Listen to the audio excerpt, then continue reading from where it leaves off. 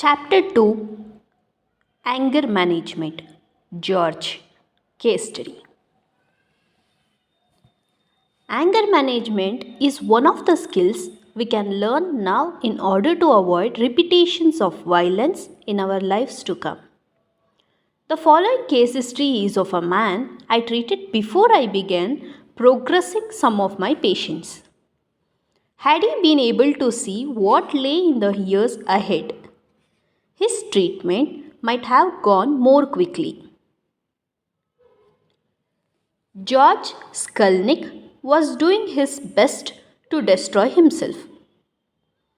Despite a history of heart attack and high blood pressure, he was overweight, smoked heavily, worked too hard, cancelled vacations at the last moment, and misused his heart medications by either forgetting to take them or to compensate by taking too many at a time.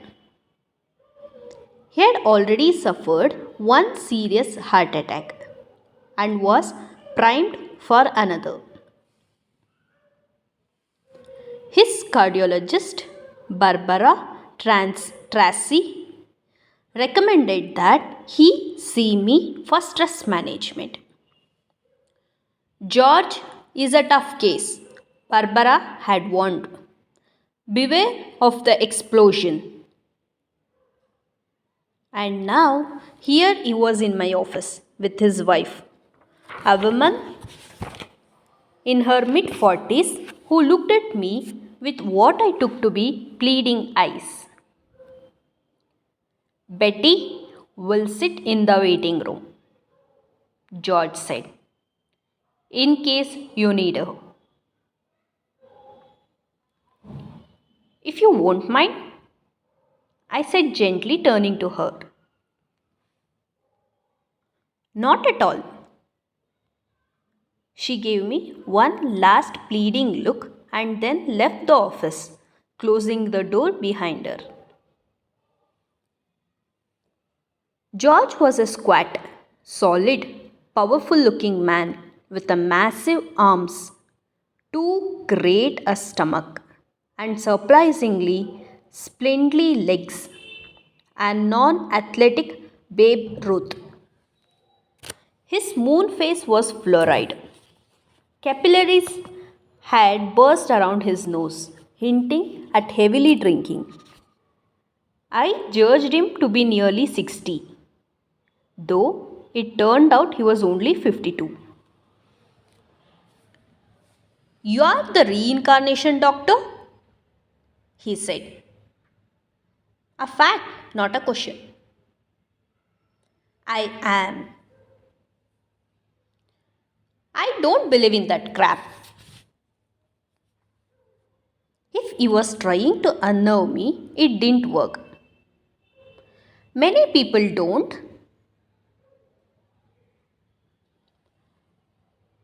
Dr. Tracy said you practice something called regression therapy?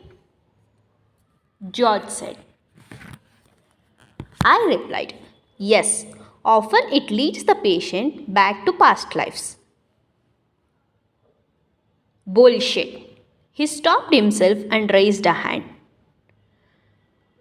Don't get me wrong. I am game for nothing, if it will prevent another attack. Actually, George had once reported a near-death experience to Barbara.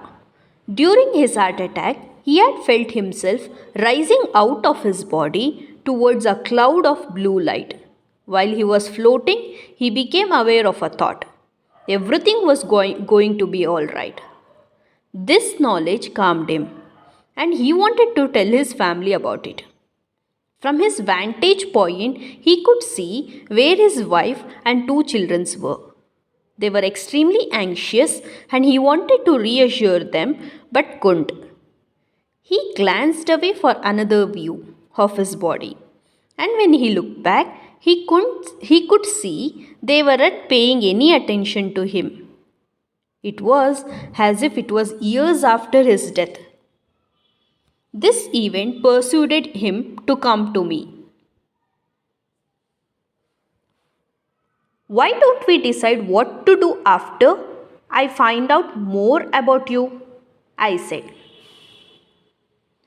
Dr. Tracy says you are in construction business.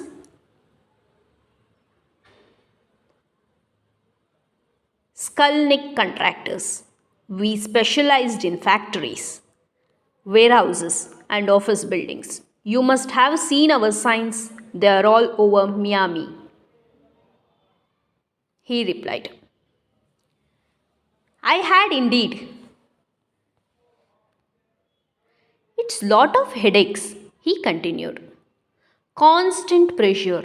If I don't oversee every site personally, someone's sure to screw up.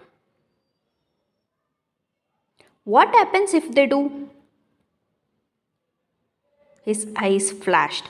I get angry. I knew from Barbara that a range was the greatest danger George faced. A knife posed at his heart.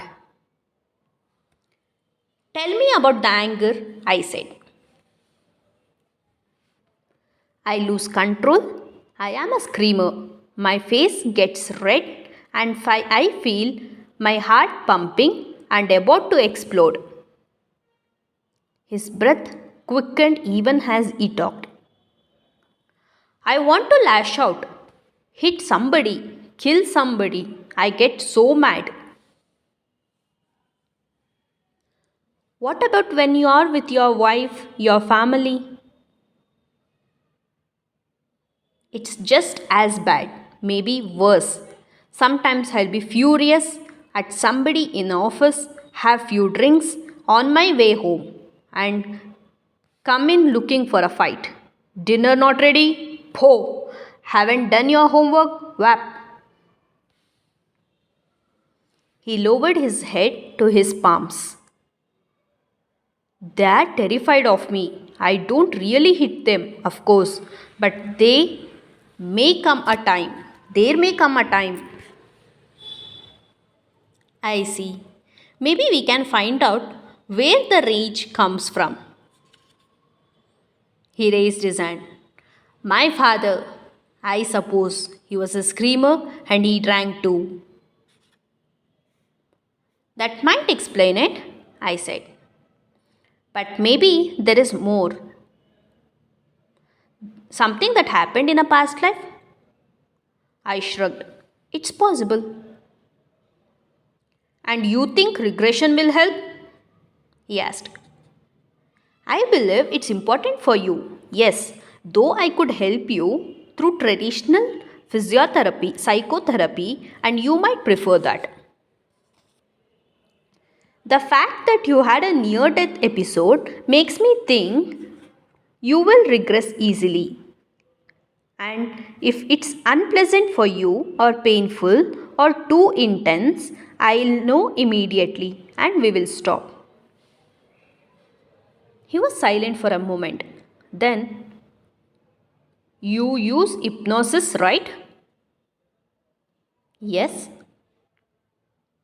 If I am hypnotized, how will you know if I want to stop? You tell me. From my other life? Exactly. I could see, yeah, for sure from his brain. But all he said was, come on, let's give it a try.